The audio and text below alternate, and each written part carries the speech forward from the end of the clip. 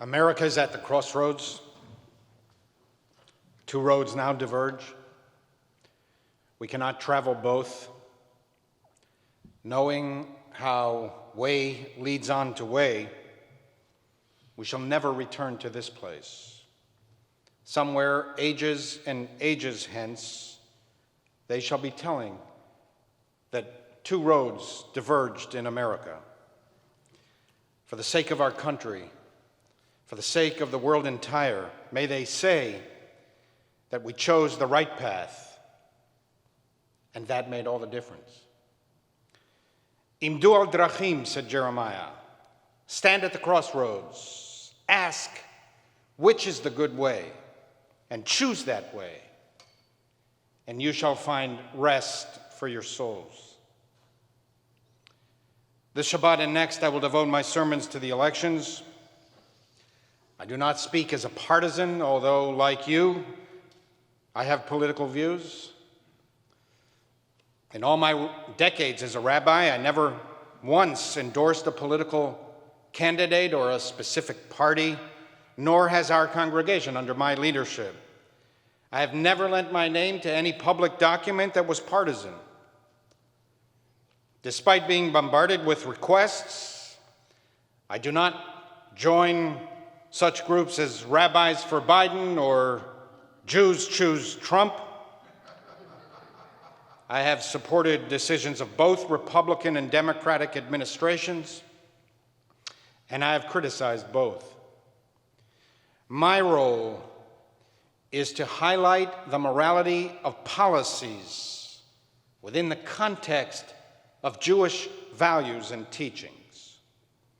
There are real and substantial policy disagreements in our country that have real and substantial influence on people's lives. Every policy has moral ramifications, and morality is the business of religion. We are moral agents seeking the welfare of the community. Our tradition insists that we speak truth to power and that we call out leaders who stray from the right path. Ata ha'ish, you are the guilty one, Nathan the prophet indicted King David. You who detest justice and make crooked all that is straight, your fields and cities shall become heaps of ruin, Micah warned.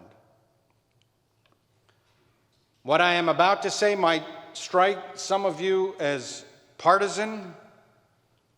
I do not intend it that way. Unlike many in our severely polarized country, I respect and honor differences. We should not be afraid of disagreement. To the contrary, debate strengthens democracy. We depend on it. I reject cancel culture. I force myself to ask, where is the person coming from? Why does she believe what she believes? What is bothering him? The Jewish community is diverse politically, and our synagogue is no different. We have Republicans here.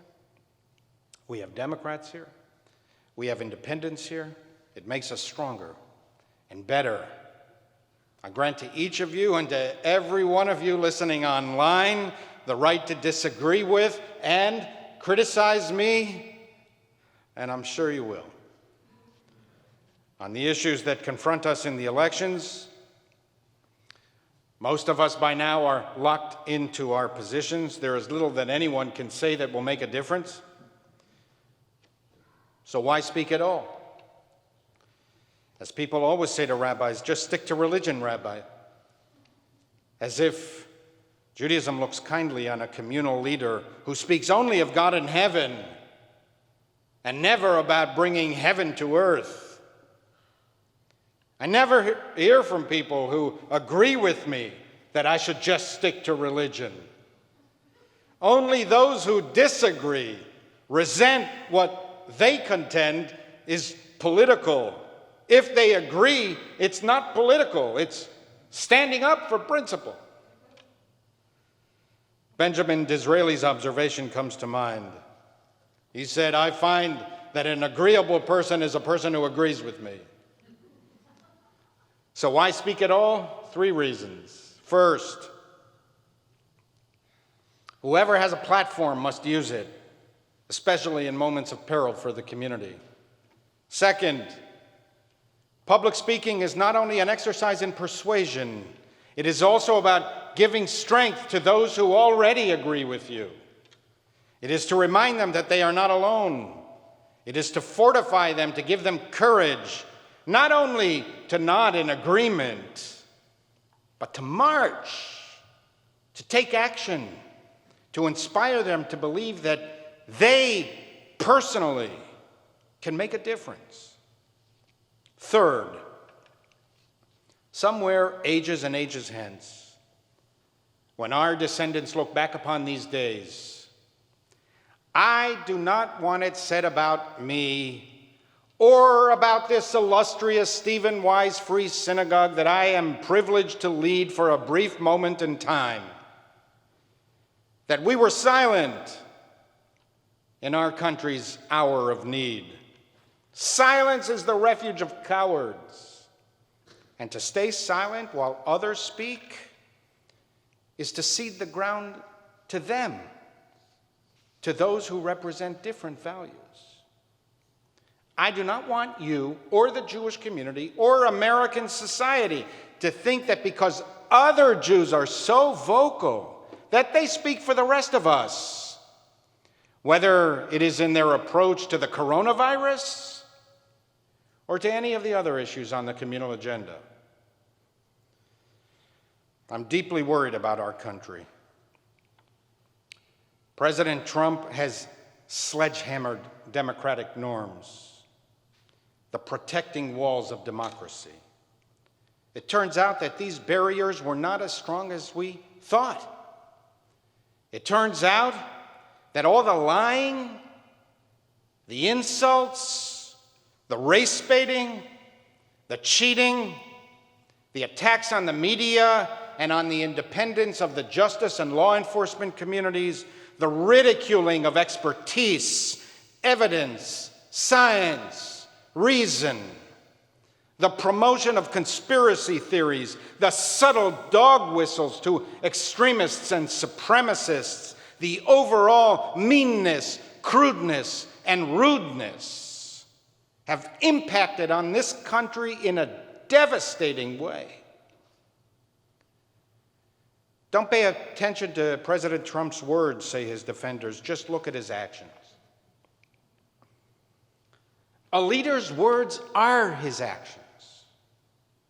Words are what fortify morals, values, norms. They influence behavior, inspiring people to great acts of self-sacrifice for the community or to xenophobia and hatred. Actions follow words as thunder follows lightning. There is life and death in the power of the tongue, the Bible warns. The tongue is like a sharpened arrow, said Jeremiah. Jewish sages expanded on this thought. Words kill like an arrow because they can kill from a distance. It is as if the rabbis could foresee the 21st century. Tweets can kill from a distance. Often we are not even aware that an arrow has been fired. Keep your tongue from evil and your lips from deceitful speech, wrote King David, one of our greatest leaders.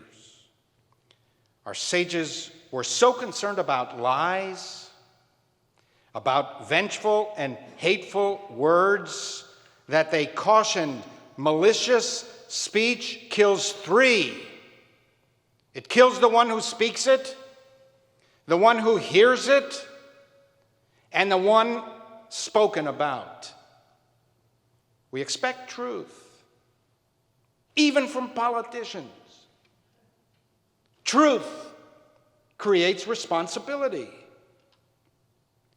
You would not tolerate a rabbi, an attorney, a teacher, an investment advisor, or even a life partner who lied to you multiple times a day. Relationships depend on truth. Freedom depends on truth. Jews, of all people, know how public lies by public officials destroy public trust. The assumption that there are facts that exist outside of you, that you cannot simply make up an alternative reality. We're rounding the corner on COVID-19.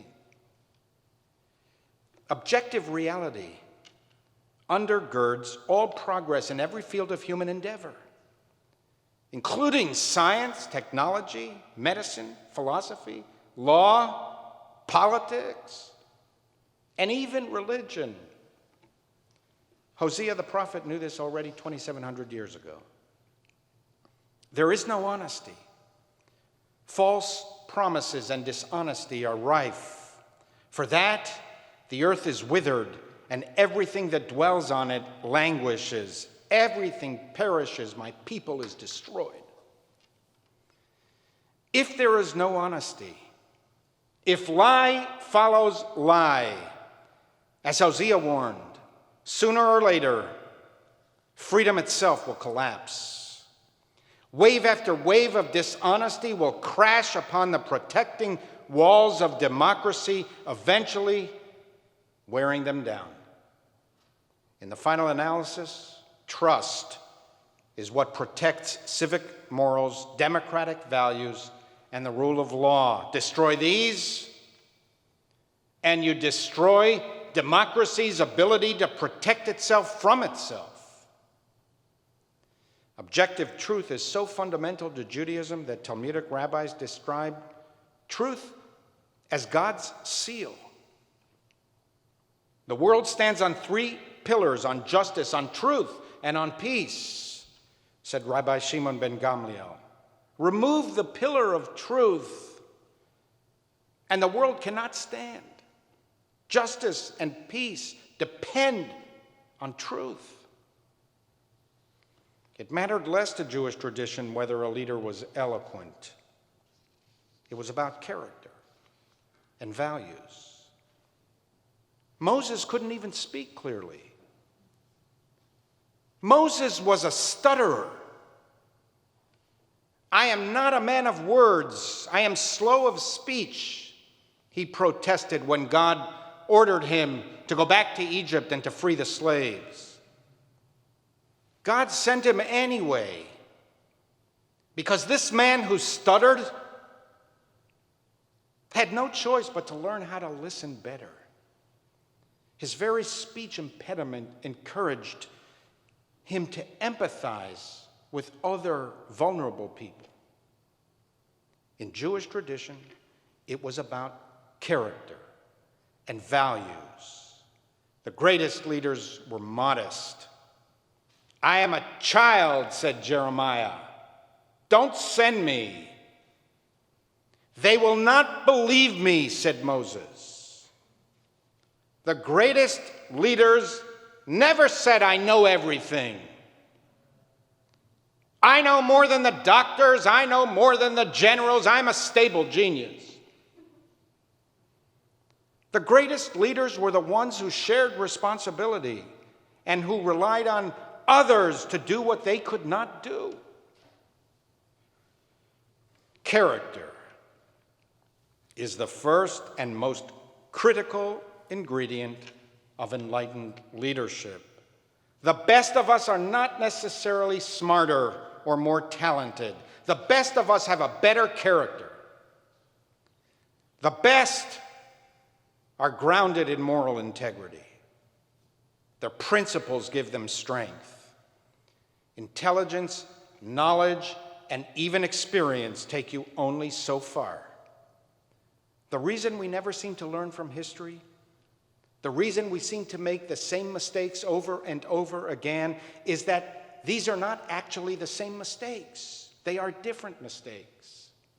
History never repeats itself fully. There are too many variables. Every situation is different. No one can predict the tests that await a nation or its leaders. There is no formula, no equation that can be uploaded for every circumstance. Just read history and you'll know what to do. And therefore, the indispensable criterion for leadership is moral awareness. Is this person grounded in good values? Does she have the moral fortitude to withstand the inevitable tests to these values? I am uneasy, anxious, and deeply worried about the coming weeks because the American experiment rests on two central propositions that are under withering assault: the right to vote and the peaceful transfer of power. These are our most sacred tenets, the holy of holies of our secular form of government. Americans have fought, sacrificed, and died defending these principles. Even in the darkest days of the Civil War, when the future of the Republic was weighed in the balance, the peaceful transfer of power was sacrosanct. We never had a president or a presidential candidate who was unwilling to commit to election results. President Trump has made it abundantly clear, "I will have to see," he said, when asked to commit to honoring the count. "The only way we're going to lose this election is if it's rigged." His daily drumbeat warning of electoral fraud is designed to justify his after-the-fact contention of a rigged election. Vice President Pence also refused to honor the results in advance. Elections are usually days of celebration for America, no matter who wins. The country rejoices in the miracle of the peaceful transfer of power. Americans accept the verdict of the people. But this year, there is a real threat, even an expectation in the law enforcement community, that the streets will explode in rage and violence. I spoke with people today who told me they're leaving town next week. No matter who wins, the other side will consider the results illegitimate. This is how far our country has fallen in the past 4 years. This is how countries decline. Gradual, hard-to-notice changes over decades hit a tipping point, and then the crash. We should never take anything for granted, including liberty, especially liberty. See how one person in one position of leadership can so influence tens of millions of others, including those who should and do know better. To our fellow Jews who disagree with me, and I say this with love and respect, to our ultra-Orthodox brothers and sisters, do not politicize mask wearing. Wear the freaking masks. And socially distance. Do not be taken in by those who tell you that masks are some kind of plot to destroy religious freedom. Judaism is not anti-science. Some of our greatest scholars were scientists and medical doctors. Furthermore, remember the central Jewish principle, pikuach nefesh, the preservation of life. Masks and social distancing save lives. And saving life takes precedence over practically every other Jewish obligation. Whoever saves one life saves the world entire, our sages teach. Avoid baseless claims of prejudice. You can say many things about the mayor and the governor. Neither are anti-Jewish. To falsely accuse others of anti-Semitism sets back the fight against real anti-Semitism. And to all of our fellow Jews who disagree with my perspectives, keep your mind open about Israel. Don't assume that anyone who disagrees with you does not care about or support the Jewish state. I understand and respect your views. I receive many of your publications and I read them thoroughly. I often agree with you. But it is rather bold to assume that the reason that 7 out of 10 Americans disagree with you is because they are not supportive of Israel. There could be no other reason. Keep your mind open as to what is good for Israel, and give others the benefit of the doubt as they give the benefit of the doubt to you. In a now famous meeting between Israeli Prime Minister David Ben-Gurion and President Kennedy, Kennedy asked Ben-Gurion how America could help Israel. Ben-Gurion responded, "You can best help Israel by being a great president of the United States." Ben-Gurion and all Israeli prime ministers understood that Israel's greatest need is for America to stay strong, unified, respected around the world, and influential. A leader who can turn on a dime against his closest and most loyal advisors, supporters, partners, and friends can turn on a dime against a country as well. Leadership is about character and values. We stand today at the crossroads of history. The choices we make now will determine our direction for years to come.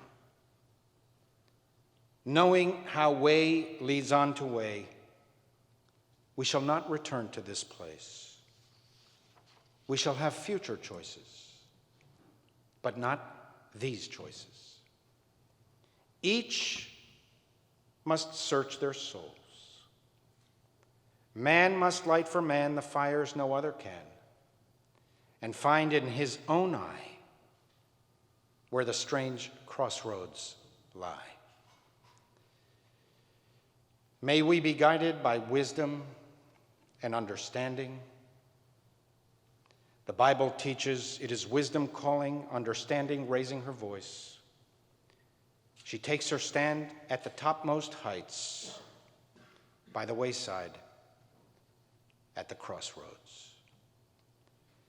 On this last Shabbat before our fateful choice, we pray for the peace of our nation. Since the days of the Babylonian exile, when Jeremiah urged Jewish refugees to pray for the welfare of their new country, Jews have recited a variation of this ancient prayer. Anoten shua lamlachim umemshala lanesichim. May the one who granted authority to rulers bless and protect, help, and exalt all who hold positions of leadership and responsibility in our national life. Let your blessing rest upon them and make them responsive to your will, so that our nation may be to the world an example of justice and compassion. Deepen our love for our country and our desire to serve it. Strengthen our power of self-sacrifice for our nation's welfare. Teach us to uphold its good name by our own right conduct. Cause us to see clearly that the well-being of our nation is in the hands of all of its citizens. Imbue us with zeal for the cause of liberty, and may peace and goodwill obtain among all the inhabitants of our land. Amen.